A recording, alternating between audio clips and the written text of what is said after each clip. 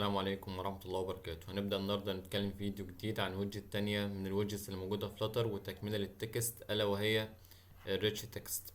الفكرة العامة للريتش تكست إن هي بتسمح لك إنك تعرض نص واحد لكن بأشكال مختلفة داخل نفس الجملة، زي إنك مثلا تلون كلمة وتكبر كلمة تانية أو تخلي كلمة بخط مائل، كل ده داخل نفس السطر. خلينا مثلا نيجي نشوف، نكتب مثلا إيه ريتش تكست، وبتاخد حاجة جواها اسمها إيه تكست.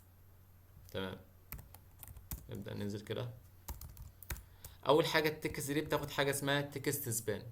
التكست سبان ديت بدخل جواها البروبرتيز او الخصائص اللي انا عايز اديها للخط كامل.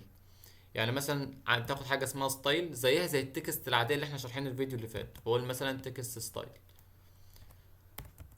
وابدا مثلا اديها مثلا كلر، اقول مثلا خط كامل مثلا الاساسي وليكن مثلا ايه اورنج. مثلا عايز الفونت سايز مثلا للخط كامل وليكن مثلا ايه 30. ماشي. بعد كده يعني هو دلوقتي ريتش تكست عباره عن ايه؟ هو ماسك تشايلد اب كده، اعتبر ان ده كده اب. تمام، الاب ده نازل منه بقى ايه؟ اطفال تانيين، اللي هو نفس التكست سبان بس بخصائص مختلفه، هنبدا ان احنا نغيرها ونتحكم فيها. مثال اهو، انا دلوقتي بنشئ الاب ده مثلا لونه اورنج والفونت سايز بتاعه 30. فانا دلوقتي عايز بقى ايه؟ ابني منه بس باشكال مختلفه، فاجي هنا اعمل شيلدرن واعمل سكوير براكت وابدا اعمل مثلا ايه تكست سبان، واقول مثلا اول ابن، كل ده اللي انا هبنيه في سطر واحد، مثلا اكتب ايه هلو بالشكل ده كده. فيبدا يظهر لي هنا هلو ايه؟ السايز بتاعها 30 والكالر اورنج. طيب لو انا عايز اعمل واحد تاني، اقول مثلا ايه تكست سبان ابني تاني مثلا، واقول مثلا فلاتر، بس طبعا نسينا التكست، واقول مثلا فلاتر، بس عايز مثلا اغير في البربرز بتاعته مثلا شويه، اقول له ستايل تكست ستايل، انا عايزك تخلي لي اللون بتاعه مثلا وليكن ريد.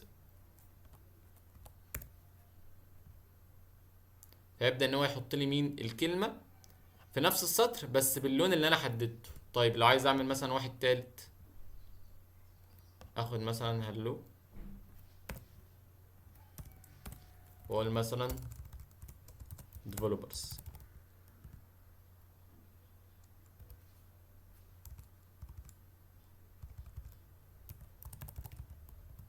developers بالشكل ده كده. مثلا ممكن اتحكم مثلا في الستايل بتاعها واقول تكست ستايل، واقول مثلا ايه الفونت ويت او الفونت ويت مثلا ايه نخليه بولد مثلا بالشكل ده كده.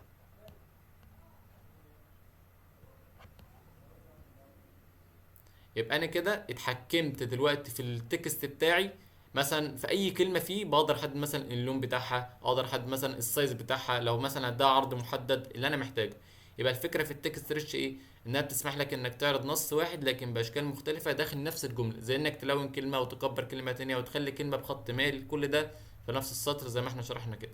وبس كده يكون انتهينا من الفيديو ده النهارده، وان شاء الله نشوفكم الفيديو الجاي مع وجه جديده. مع السلامه.